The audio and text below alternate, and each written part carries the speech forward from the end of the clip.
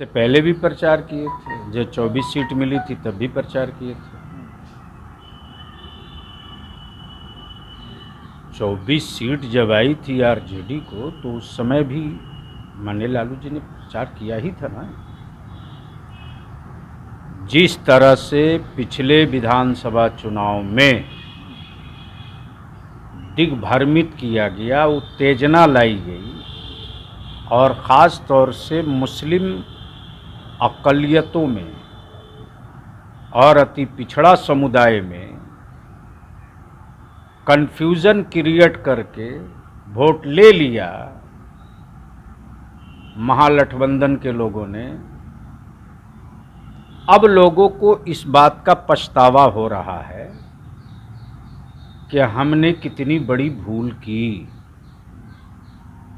और वो दिन ख़त्म हो चुके हैं। एक एक चीज़ बिल्कुल क्लियर हो चुका है और जनता दल यू और एनडीए के जो भी अलायंस पार्टनर हैं वो एकजुट एकत्रित होकर के विकास जो हुआ है सभी तबके का, सभी इलाके का, सभी समुदाय का,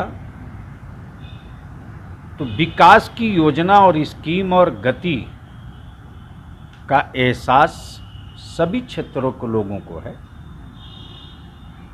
उत्तेजना फैलाकर, भ्रम पैदा करके, भय दिखाकर न वोट एनडीए ने मांगा है और न जनता दल यू की ये पहचान रही। इसलिए काम की बुनियाद पर और काम की बुनियाद पर वोट होगा। नहीं, बोल रहे लालू प्रसाद यादव कि नीचे तबके के जो लोग हैं, जो मुसलमान समाज से आते हैं, उन तमाम समाज के लोगों को हेलीकॉप्टर पे चढ़ाया है, वोट नीतीश को थोड़ी देंगे। अगर उस समाज से इतनी हमदर्दी थी या उस समाज के तई या मुस्लिम अल्पसंख्यकों के तई इतने ही हमदर्द थे तो भाई शहाबुद्दीन का जनाजा पड़ा रहा, जाने को फुर्सत मिली। मुस्लिम का सिर्फ वोट चाहिए राष्ट्रीय जनता दल आरजेडी को, लेकिन आज तक किसी ने पूछा उनकी पार्टी फोरम में कि बारी सिद्दीकी कैसे हार गए, फैयाज कैसे हार गए, रियाजुल हक राजू कैसे हार गए,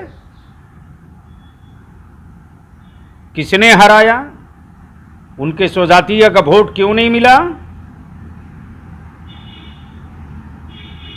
तो ये सारी चीजें मंथन में नहीं, गांव में चर्चा में अब आ चुकी हैं। आप लोगों के दोनों ही प्रत्याशी अपराधी छवि के हैं। राजद लगातार ये कहते नजर आ रही, बोले अपराधी को वोट थोड़ी जनता देने वाली। कौन कितना बड़ा संत महात्मा सूफी है वो जनता को भी पता है, न्यायालय को भी पता है। इसलिए ये सर्टिफिकेट वो लोग अगर देते हैं किसी को अपराधी बनाते हैं और किसी को अपराध मुक्त बताते हैं तो पहले अपना बायोडाटा देख लेना चाहिए। ये हमारे प्रत्याशियों का मामला बेल का लंबित है, मनी लॉन्ड्रिंग का केस है।